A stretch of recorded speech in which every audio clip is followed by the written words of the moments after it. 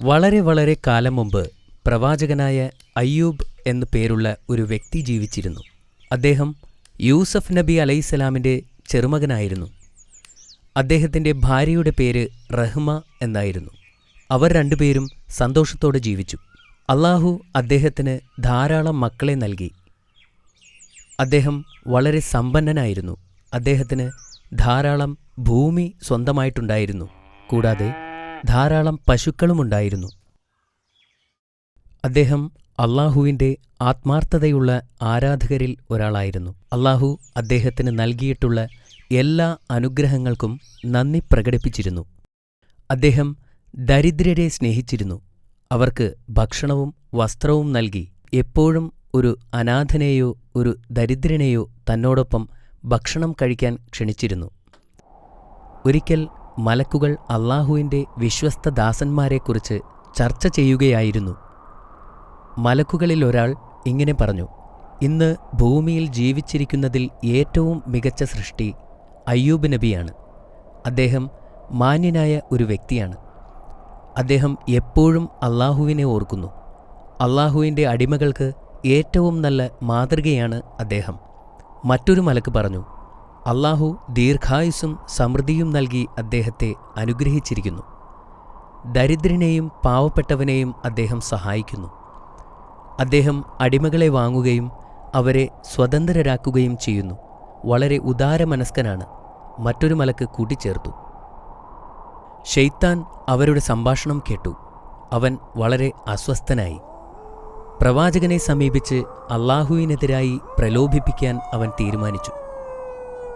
ആദ്യം അവൻ ജീവിതത്തിലെ നല്ല കാര്യങ്ങളെക്കുറിച്ച് മന്ത്രിച്ചുകൊണ്ട് അയ്യൂബ് നബിയെ പ്രാർത്ഥനകളിൽ നിന്നും അകറ്റാൻ ശ്രമിച്ചു. എന്നാൽ അയ്യൂബ് നബി സത്യവിശ്വാസിയായിരുന്നു. അദ്ദേഹത്തെ പിന്തിരിപ്പിക്കാൻ കഴിയില്ലെന്ന് അവന് മനസ്സിലായി. അവന്റെ ശ്രമം പരാജയപ്പെട്ടപ്പോൾ ശൈത്താൻ ശരിക്കും രോഷാകുലനായി. അയ്യൂബ് നബിയെക്കുറിച്ച് പിശാച് അല്ലാഹുവിനോട് പരാതി പറഞ്ഞു. പ്രവാചകൻ അല്ലാഹുവിനോട് പ്രാർത്ഥിക്കുന്നുണ്ടെങ്കിലും അദ്ദേഹം ആത്മാർത്ഥതയുള്ള വ്യക്തി ആയിരുന്നില്ലെന്ന് അവൻ പറഞ്ഞു. പ്രവാചകൻ അല്ലാഹുവിനെ തൃപ്തിപ്പെടുത്താൻ ശ്രമിക്കുകയാണ്. അതിനാൽ അല്ലാഹു അദ്ദേഹത്തിൻ്റെ ധനം അദ്ദേഹത്തിൽ നിന്നും എടുത്തു മാറ്റുകയില്ലെന്നും ശൈത്താൻ പറഞ്ഞു. നീ അവൻ്റെ സമ്പത്ത് നീക്കിക്കളയുന്നുവെങ്കിൽ അവൻ നിന്റെ നാമത്തെ ഒരിക്കലും ഉരുവിടുകയില്ല. അവൻ നിന്നോട് പ്രാർത്ഥിക്കുന്നത് പോലും നിർത്തും. എന്നാൽ അല്ലാഹു ശൈത്താനോട് പറഞ്ഞു: അയ്യൂബ് അല്ലാഹുവിൻ്റെ ഏറ്റവും ആത്മാർത്ഥതയുള്ള ഭക്തന്മാരിൽ ഒരാളാണ്. അല്ലാഹുവിങ്കിൽ നിന്നുള്ള അനുഗ്രഹം ലഭിച്ചതിനാലാണ് അവൻ നിന്നെ അനുസരിക്കാത്തത്. പ്രവാചകന്റെ ആത്മാർത്ഥതയുടെ ആഴം ശൈത്താന് കാണിച്ചു കൊടുക്കാൻ അല്ലാഹു ആഗ്രഹിച്ചു. അതിനാൽ അയ്യൂബ് നബിയുടെ സ്വത്തിൽ അവൻ ഉദ്ദേശിച്ചതൊക്കെ ചെയ്യാൻ പിശാചിനെ അല്ലാഹു അനുവദിച്ചു. ശൈത്താൻ ഇപ്പോൾ വളരെ സന്തോഷവാനായി. അവൻ തൻ്റെ സഹായികളെയെല്ലാം കൂട്ടിച്ചേർക്കുകയും പ്രവാചകന്റെ ഉടമസ്ഥതയിലുള്ളതെല്ലാം തകർക്കാനും തുടങ്ങി. അവൻ അദ്ദേഹത്തിൻ്റെ കൃഷിസ്ഥലങ്ങൾ, കന്നുകാലികൾ എന്നിവയെല്ലാം കത്തിച്ചു കളഞ്ഞു. അദ്ദേഹത്തിൻ്റെ വീടിനെപ്പോലും വെറുതെ വിട്ടില്ല. പിന്നെ അവൻ അദ്ദേഹത്തിൻ്റെ എല്ലാ ദാസന്മാരെയും നശിപ്പിച്ചു. അയ്യൂബ് നബി ഇപ്പോൾ എല്ലാം നഷ്ടപ്പെട്ടവനായി മാറി. ആ സമയത്താണ് ശൈത്താൻ ഒരു വൃദ്ധന്റെ വേഷത്തിൽ പ്രവാചകനെ സമീപിച്ചത്. താങ്കളുടെ സമ്പത്തെല്ലാം നഷ്ടപ്പെട്ടു, അയാൾ പ്രവാചകനോട് പറഞ്ഞു. ഇതിനു കാരണം ചിലർ പറയുന്നത് താങ്കൾ മറ്റുള്ളവർക്ക് ധാരാളം ദാനധർമ്മങ്ങൾ ചെയ്തതുകൊണ്ടാണെന്നാണ്. മറ്റു ചിലർ പറയുന്നത് താങ്കൾ പ്രാർത്ഥനയ്ക്ക് വേണ്ടി ധാരാളം സമയം പാഴാക്കിയതുകൊണ്ടാണെന്ന്. താങ്കൾക്കുണ്ടായ നാശത്തെ തടയാൻ അല്ലാഹുവിന് കഴിവുണ്ടായിരുന്നെങ്കിൽ അല്ലാഹു താങ്കളെ രക്ഷിക്കുമായിരുന്നു. എന്നാൽ പ്രവാചകന് അല്ലാഹുവിലുള്ള വിശ്വാസത്തിന് അല്പം പോലും കോട്ടം തട്ടിയിരുന്നില്ല. ഈ കാണുന്നതെല്ലാം അല്ലാഹുവിന് സ്വന്തമാണ്. ഞാൻ ഈ സ്വത്തുക്കളുടെ ഒരു സംരക്ഷകൻ മാത്രമാണ്. അല്ലാഹു ഉദ്ദേശിക്കുന്നവർക്ക് അവൻ നൽകുകയും അല്ലാഹു ഉദ്ദേശിച്ചവരിൽ നിന്നും അവൻ തിരിച്ചെടുക്കുകയും ചെയ്യുന്നു. ഇങ്ങനെ പറഞ്ഞുകൊണ്ട് നബി വീണ്ടും അല്ലാഹുവിനോട് പ്രാർത്ഥിച്ചു. ഇത് കണ്ട ശൈത്താൻ വീണ്ടും നിരാശനായി. അതിനാൽ വീണ്ടും ശൈത്താൻ അല്ലാഹുവിനോട് സംസാരിച്ചു: ഞാൻ അവൻ്റെ വസ്തുവകകളൊക്കെയും നഷ്ടപ്പെടുത്തി. എന്നാൽ അവൻ ഇപ്പോഴും നിന്നിൽ അങ്ങേയറ്റം നന്ദിയുള്ളവനാണ്. അവൻ അല്ലാഹുവിനോട് പറഞ്ഞു: മാതാപിതാക്കളുടെ യഥാർത്ഥ പരീക്ഷണം അവൻ്റെ മക്കളിലൂടെയാണ്. അയ്യൂബിന് തൻ്റെ മക്കളെ നഷ്ടപ്പെടുമ്പോൾ അവൻ നിന്നെ തള്ളിപ്പറയുന്നത് കാണാം. അവൻ ആവശ്യപ്പെട്ട കാര്യം ചെയ്യാൻ പിശാചിന് അള്ളാഹു അധികാരം നൽകി. എന്തൊക്കെ ആസൂത്രണങ്ങൾ നടത്തിയാലും പ്രവാചകന്റെ വിശ്വാസവും ക്ഷമയും ഇല്ലാതാക്കാൻ കഴിയില്ലെന്ന് അള്ളാഹു അവന് മുന്നറിയിപ്പ് നൽകുകയും ചെയ്തു. ശൈത്താൻ വീണ്ടും തന്റെ സഹായികളെ വിളിച്ചുകൂട്ടി പ്രവാചകന്റെ മക്കളെ നശിപ്പിക്കാൻ ഇറങ്ങിപ്പുറപ്പെട്ടു. അവൻ പ്രവാചകന്റെ മക്കൾ താമസിച്ചിരുന്ന വീട് നശിപ്പിച്ചു. അവരെ എല്ലാവരെയും കൊന്നുകളഞ്ഞു. ശൈത്താൻ വീണ്ടും ഒരു പുരുഷനായി വേഷം മാറി പ്രവാചകന്റെ അടുത്തേക്ക് ചെന്നു. ആശ്വസിപ്പിക്കുന്ന രീതിയിൽ അവൻ അദ്ദേഹത്തോട് പറഞ്ഞു, താങ്കളുടെ മക്കൾ മരണമടഞ്ഞ സാഹചര്യം വളരെ ദുഃഖകരമായിരുന്നു. തീർച്ചയായും നിന്റെ നാഥൻ നിന്റെ പ്രാർത്ഥനയ്ക്കുള്ള പ്രതിഫലം നൽകിയില്ല. നബി അള്ളാഹുവിനെ ഇപ്പോൾ നിഷേധിക്കുമെന്ന പ്രതീക്ഷയിൽ പിശാച് ആകാംക്ഷയോടെ കാത്തിരുന്നു. പക്ഷേ പ്രവാചകൻ പറഞ്ഞു, അള്ളാഹു ചിലപ്പോൾ നൽകും, ചിലപ്പോൾ അവൻ തിരിച്ചെടുക്കും. അവൻ ചിലപ്പോൾ സന്തുഷ്ടനാണ്, ചിലപ്പോൾ നമ്മൾ ചെയ്യുന്നതിൽ അവൻ തൃപ്തനല്ല.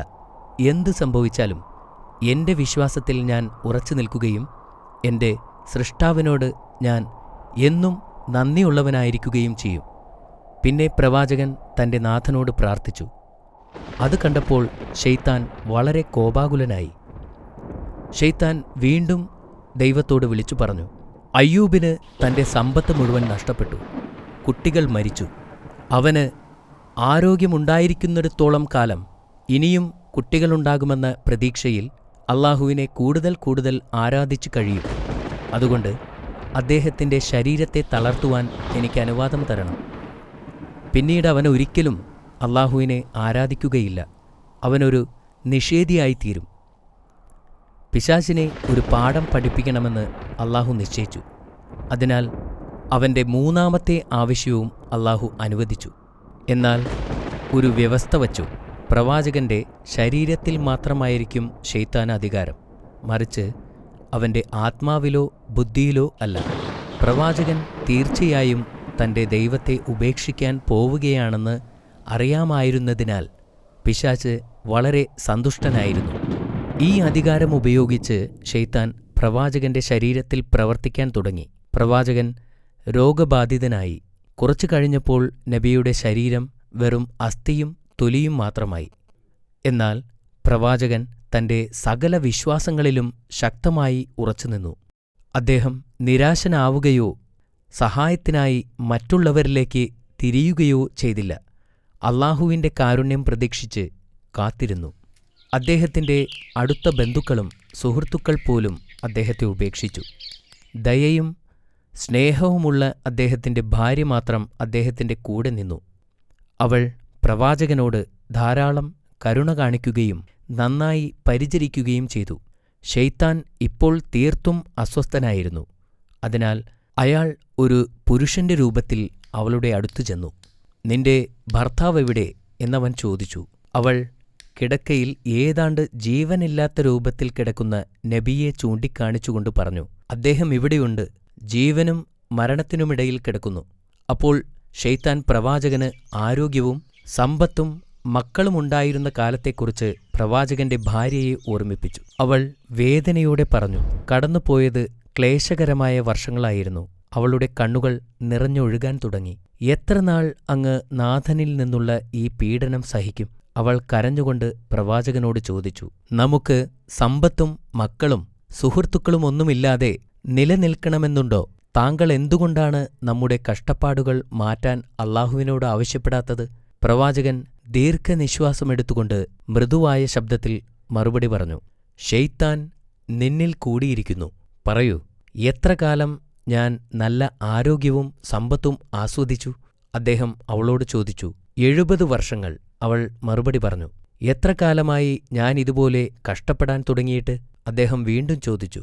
7 വർഷങ്ങൾ, അവൾ മറുപടി പറഞ്ഞു. അപ്പോൾ അദ്ദേഹം അവളോട് പറഞ്ഞു, ഈ കാര്യത്തിൽ എന്റെ കഷ്ടപ്പാടുകൾ നീക്കാൻ അള്ളാഹുവിനോട് പ്രാർത്ഥിക്കാൻ ഞാൻ ലജ്ജിക്കുന്നു. കാരണം ആരോഗ്യത്തോടും സമ്പൽ സമൃദ്ധിയോടും ജീവിക്കുന്ന വർഷത്തേക്കാൾ കൂടുതൽ വർഷം ഞാൻ കഷ്ടപ്പാട് അനുഭവിച്ചില്ല. എന്നിട്ട് അദ്ദേഹം അവളോട് പറഞ്ഞു, അള്ളാഹുവിനോടുള്ള വിശ്വാസത്തിൽ നീ അസംതൃപ്തയാണ്. എപ്പോഴെങ്കിലും എനിക്കെന്റെ ആരോഗ്യം തിരിച്ചു കിട്ടുകയാണെങ്കിൽ ഞാൻ നിന്നെ 100 ചാട്ടവാറടി കൊണ്ട് ശിക്ഷിക്കും എന്നദ്ദേഹം പ്രതിജ്ഞ ചെയ്തു. അദ്ദേഹം അവളോട് വീട് വിട്ടു പോകുവാൻ ആജ്ഞാപിച്ചു. പ്രവാചകന്റെ ഭാര്യ കരഞ്ഞുകൊണ്ട് വീട് വിട്ടുപോയി. ഈ നിസ്സഹായ അവസ്ഥയിൽ അദ്ദേഹം അല്ലാഹുവിനോട് പ്രാർത്ഥിച്ചു. അത് പരാതിപ്പെടാനല്ലായിരുന്നു, അല്ലാഹുവിന്റെ കാരുണ്യത്തിനു വേണ്ടിയായിരുന്നു. എന്റെ നാഥാ, ഞാൻ അവശനായിരിക്കുന്നു. നീയാണ് ഏറ്റവും വലിയ കരുണാമയൻ. പ്രവാചകന്റെ പ്രാർത്ഥന സ്വീകരിച്ച് അല്ലാഹു അദ്ദേഹത്തോട് കരുണ കാട്ടുകയും ചെയ്തു. അല്ലാഹു തന്റെ കാല് ഭൂമിയിൽ കുത്താൻ ആവശ്യപ്പെട്ടു. പ്രവാചകൻ ആ കൽപ്പന അനുസരിച്ചു. പെട്ടെന്നു തന്നെ നിലത്തുനിന്ന് ഒരു ഉറവ വന്നു. അല്ലാഹു കൽപ്പിച്ചതുപോലെ അദ്ദേഹം ആ വെള്ളത്തിൽ കുളിച്ചു. പെട്ടെന്ന് അദ്ദേഹത്തിന് സുഖം പ്രാപിച്ചു. അതേസമയം തന്റെ വിശ്വസ്തയായ ഭാര്യയ്ക്ക് ഭർത്താവിനെ പിരിഞ്ഞ് അധിക ദൂരം പോകാൻ കഴിഞ്ഞിരുന്നില്ല. അദ്ദേഹത്തെ സേവിക്കാൻ ആഗ്രഹിച്ച് അവൾ വീട്ടിലേക്ക് മടങ്ങിവന്നു. വീടിനകത്ത് കടന്നപ്പോൾ പെട്ടെന്നുള്ള മാറ്റം കണ്ട് അവൾ അതിശയിച്ചു. പ്രവാചകൻ വീണ്ടും ആരോഗ്യവാനായിരിക്കുന്നു. അവൾ അദ്ദേഹത്തെ കെട്ടിപ്പിടിക്കുകയും അല്ലാഹുവിനോട് നന്ദി പറയുകയും ചെയ്തു. പ്രവാചകൻ ദേഷ്യത്തിലായിരുന്നപ്പോൾ എടുത്ത ശപഥത്തെക്കുറിച്ചോർത്ത് അദ്ദേഹം ഇപ്പോൾ ദുഃഖിക്കുന്നു. ആരോഗ്യം തിരിച്ചു കിട്ടുകയാണെങ്കിൽ ഭാര്യയ്ക്ക് 100 അടി നൽകുമെന്ന് അല്ലാഹുവിനോട് സത്യം ചെയ്തിരുന്നു. അവളെ വേദനിപ്പിക്കാൻ അദ്ദേഹത്തിനാകുമായിരുന്നില്ല. എന്നാൽ അല്ലാഹുവിനോടുള്ള വാക്കു തെറ്റിക്കാനും അദ്ദേഹത്തിന് കഴിയില്ലായിരുന്നു. അല്ലാഹു തന്റെ വിശ്വസ്തനായ ദാസന്റെ ധർമ്മസങ്കടം പരിഹരിക്കാനായി വന്നു. അല്ലാഹു അദ്ദേഹത്തോട് കനം കുറഞ്ഞ പുല്ലിന്റെ ഒരു കെട്ടുണ്ടാക്കുവാനും അതുവച്ച് ഭാര്യയെ പതുക്കെ അടിക്കുവാനും ആവശ്യപ്പെട്ടു. അല്ലാഹു പ്രവാചകന് അദ്ദേഹത്തിന്റെ സമ്പത്തുകളെല്ലാം തിരിച്ചുകൊടുത്തു. അദ്ദേഹത്തിന്റെ മക്കളെ മരണത്തിൽ നിന്നും ഉയർത്തെഴുന്നേൽപ്പിച്ചു. അദ്ദേഹം 93 വയസ്സുവരെ ജീവിച്ചിരുന്നു എന്നാണ് പറയപ്പെടുന്നത്. ഈ കഥ നമ്മെ ഓർമ്മിപ്പിക്കുന്നത് അല്ലാഹു നമ്മളെ പല രീതിയിൽ പരീക്ഷിക്കുമെന്നാണ്. അതുകൊണ്ട് നമ്മുടെ വിശ്വാസത്തിൽ നാം ശക്തരായി നിലകൊള്ളണം. നിരന്തരം അവനെ ആരാധിക്കുകയും ചെയ്യണം. മാഷാ അല്ലാ, ഇത് വളരെ നല്ല കഥയായിരുന്നു. നീ ഇപ്പോൾ ചോദ്യങ്ങൾക്ക് തയ്യാറാണോ അമീർ? തയ്യാറാണ്. ശരി, എങ്കിൽ പറയൂ, പ്രവാചകനെ പിന്തിരിപ്പിക്കാൻ വേണ്ടി ശൈത്താൻ ആദ്യം ശ്രമിച്ചതെങ്ങനെ? എല്ലാ നല്ല കാര്യങ്ങളെക്കുറിച്ചും മന്ത്രിച്ചുകൊണ്ട് ശൈത്താൻ പ്രവാചകനെ പ്രാർത്ഥനകളിൽ നിന്ന് ശ്രദ്ധ തിരിക്കാൻ ശ്രമിച്ചു. പ്രവാചകൻ അതിൽ നിന്നും ശ്രദ്ധ തിരിച്ചോ? ഇല്ല, പ്രവാചകൻ ഒരു യഥാർത്ഥ വിശ്വാസിയായിരുന്നു. അദ്ദേഹം മറ്റൊന്നിലും ശ്രദ്ധ കേന്ദ്രീകരിച്ചില്ല. അത് ശരിയാണ്. പ്രവാചകൻ എങ്ങനെയാണ് രണ്ടാമത്തെ തവണ പരീക്ഷിക്കപ്പെട്ടത്? പ്രവാചകൻ അള്ളാഹുവിനെ തൃപ്തിപ്പെടുത്താൻ ശ്രമിക്കുകയാണെന്നും അള്ളാഹു നബിയുടെ സ്വത്ത് എടുത്തു മാറ്റണമെന്നും ശൈത്താൻ പറഞ്ഞു. എന്നിട്ട് നബിയുടെ സ്വത്ത് മുഴുവൻ ശൈത്താൻ കത്തിച്ചു കളഞ്ഞു.